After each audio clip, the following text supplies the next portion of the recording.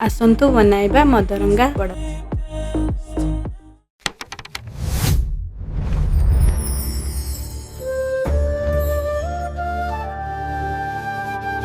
बाड़ी किछु मदरंगा शाग आनिबा। जदि आपणक बाड़ी रे नाही मार्केट रो किछि आनिबा। मदरंगा शाग आनी सारला परे ताकू परिष्कार करी बाछि नेबा।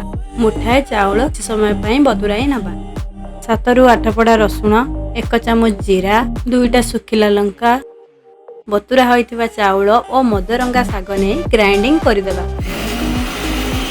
ग्राइंडिंग करी गोटे पात्र को खोली नेबा। किछि मात्रा रे आलू और पियाज काटी सेथिरे पकाइबा।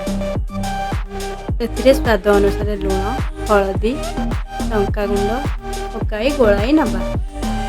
कढ़ाई को गरम करी सेथिरे किछि तेल देबा।